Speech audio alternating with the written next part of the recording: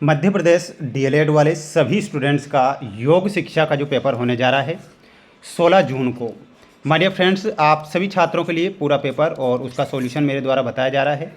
जो आपकी स्क्रीन के सामने आप देख रहे हैं ये सेट ए है और सभी बच्चों को इस सेट ए को पूरा देखना है, क्योंकि आपकी परीक्षा में 100% ये प्रश्न आएंगे। और मैं आपको एक और बात बता देता हूँ, set A, set B, set C व सेट डी, ये 4 सेट पेपर मेरे द्वारा चैनल पर डाले जाएंगे।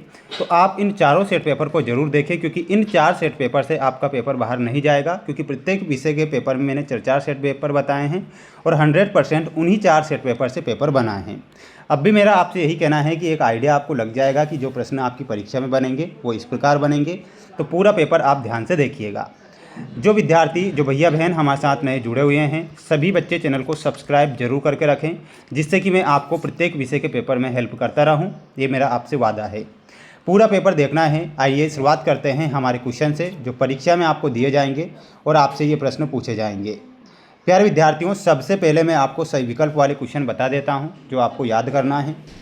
क्वेश्चन नंबर फर्स्ट होगा, जिसमें आपसे पूछा जाएगा कि अंतर्राष्ट्रीय योग दिवस कब मनाया जाता है। प्यारे विद्यार्थियों, अंतर्राष्ट्रीय योग दिवस जो मनाया जाता है 21 जून को अंतर्राष्ट्रीय योग दिवस के रूप में मनाया जाता है।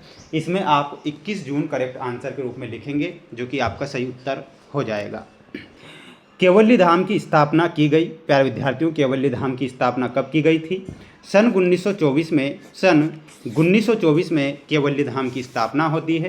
तो यहाँ पर आपको 1924 करेक्ट उत्तर के रूप में ध्यान रखना है। 1924 में केवल्ली धाम की स्थापना होती है, तो ये आप यहाँ पर ध्यान रखेंगे। इसके बाद अगला क्वेश्चन जो आएगा आपकी परीक्षा में, ध्यान से देखें कि ध्यान के बाधक तत्व हैं। तो प्यारे विद्यार्थियों, ध्यान का जो बाधक तत्व होता है वो आलस्य ध्यान का बाधक तत्व होता है। तो इसमें आप आलस्य सही उत्तर के रूप में करेक्ट करेंगे। परिसंचरण तंत्र का अंग है, तो परिसंचरण तंत्र का अंग क्या होता है? प्यारे विद्यार्थियों, यहाँ पर आप ध्यान रखेंगे, हृदय जो होता है, हृदय परिसंचरण तंत्र का अंग होता है। तो इसमें आप हृदय करेक्ट आंसर के रूप में लिखें। सभी स्टूडेंट्स वीडियो को लाइक जरूर करें और चैनल पर नए हैं तो सब्सक्राइब जरूर करें, क्योंकि आपके लिए ही प्रयास और मेहनत मैं करता हूँ, जिससे आपको परीक्षा में हेल्प भी हो रही है। मानव शरीर में पेशियों की संख्या है, तो मानव के शरीर में पेशियों की संख्या कितनी है?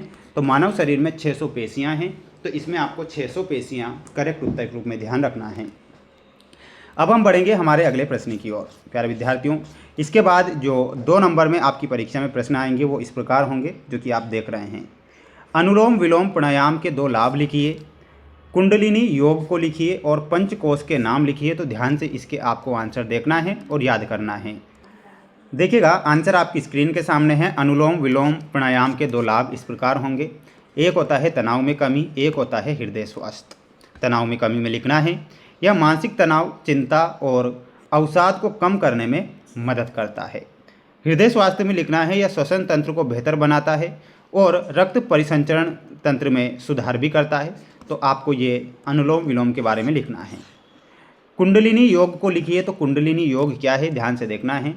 कुंडलिनी योग हिंदू दर्शन का एक प्राचीन अभ्यास है, जिसका उद्देश्य शरीर के भीतर सुप्त ऊर्जा, जिसे कुंडलिनी कहा जाता है, को जागृत करता है। यह ऊर्जा रीढ़ की हड्डी के आधार पर स्थित होती है।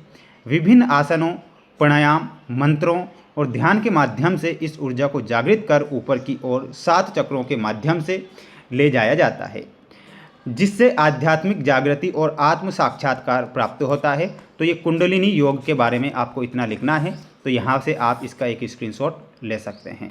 वहीं अगला क्वेश्चन आएगा, पंचकोश के नाम लिखिए। तो प्यारे विद्यार्थियों, पंचकोश के जो नाम है वो आप देखेंगे कि तैत्तिरीय उपनिषद के अनुसार मानव अस्तित्व के 5 स्तर, जिन्हें पंचकोश कहा जाता है, वे निम्नलिखित हैं। एक होता है अन्नमय कोश, प्राणमय कोश, मनोमय कोश, विज्ञानमय कोश, आनंदमय कोश। तो ये आपको 5 कोश याद रखना है। आप इसका एक स्क्रीनशॉट यहाँ से ले सकते हैं और इन्हें याद कर सकते हैं। अब हम बढ़ेंगे हमारे अगले क्वेश्चन की ओर। सभी स्टूडेंट्स, सभी प्यारे भैया बहन वीडियो को लाइक कर चैनल को सब्सक्राइब जरूर करें। अब देखिएगा, कोशिकाएं क्या है, प्रत्याहार की व्याख्या कीजिए और हठ योग प्रदीपिका क्या है। तो इनके आंसर मैं बताऊंगा, ध्यान से आपको देखना है। आंसर आपकी स्क्रीन के सामने है। कोशिकाएं क्या है? तो इसमें लिखना है, कोशिका जीवन की सबसे छोटी संरचनात्मक और कार्यात्मक इकाई है। सभी जीवित जीव कोशिकाओं से बने होते हैं। इसे जीवन की ईंट भी कहा जाता है। क्योंकि यह शरीर को आकार प्रदान करती है और महत्वपूर्ण जैविक कार्य जैसी ऊर्जा प्रदान करती है। तो ये आपको कोशिकाओं के बारे में लिख कर आना है, तो आप इसका क्या करें, एक स्क्रीनशॉट ले सकते हैं। अगला क्वेश्चन था आपका कि प्रत्याहार की व्याख्या कीजिए। तो प्रत्याहार में लिखना है, अष्टांग योग में प्रत्याहार पांचवा अंग है। इसका अर्थ है इंद्रियों को उनके बाहरी विषय से हटाकर अंतर्मुखी करना। पहला पॉइंट लिखना है, जब साधक अपनी इंद्रियों आँख, कान, नाक, जीभ, त्वचा पर नियंत्रण पा लेता है और उन्हें बाहरी आकर्षणों से मुक्त कर मन के अधीन कर लेता है तो उसे प्रत्याहार कहते हैं। तो इतना आप स्क्रीनशॉट लें। इसके बाद में आपको लिखना रहेगा कि यह बाहरी योग और आंतरिक योग के बीच एक सेतु का कार्य करता है। ठीक है। अगला क्वेश्चन अथवा में आएगा, हठ योग प्रदीपिका क्या है। तो इसमें आपको क्या लिखना है, ध्यान से देखें। हठ योग प्रदीपिका हठ योग का एक प्राचीन और अत्यंत प्रभावशाली ग्रंथ है। इसकी रचना 15वीं शताब्दी में स्वामी स्वात्वाराम ने की थी। यह ग्रंथ योग के 4 अंगों पर केंद्रित है, आसन, प्राणायाम, मुद्रा, बंध और नादानुसंधान। इसमें अगला लिखना है, इसका मुख्य उद्देश्य शरीर को शुद्ध करना और मन को राजयोग के लिए तैयार करना। तो ये आप यहाँ पर लिखेंगे, स्क्रीनशॉट यहाँ से ले सकते हैं। प्यारे विद्यार्थियों, इसके बाद जो आप अगला क्वेश्चन देख रहे हैं ये 7वां क्वेश्चन है, ये 4 नंबर का आएगा। ठीक है। जब ध्यान और अजब ध्यान को स्पष्ट कीजिए। प्रेक्षा ध्यान का अर्थ उद्देश्य स्पष्ट समझाइए। तो इसका एक स्क्रीनशॉट लेकर आप चैट जीपीटी के माध्यम से इनके आंसर निकाल सकते हैं।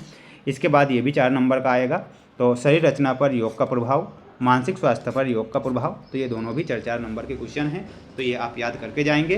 ये जो मेरे द्वारा जितने भी सेट पेपर आपको बताए जा रहे हैं माय डियर फ्रेंड्स, सिर्फ मैं मोस्ट के तौर पर आपको बता रहा हूँ। तो आप सभी प्यारे भैया बहनों को चारों सेट पेपर को देखना है और मोस्ट इंपॉर्टेंट क्वेश्चन पढ़ना है, जिससे कि परीक्षा में आपकी हेल्प हो सके। चैनल को सब्सक्राइब जरूर करें। जय हिंद।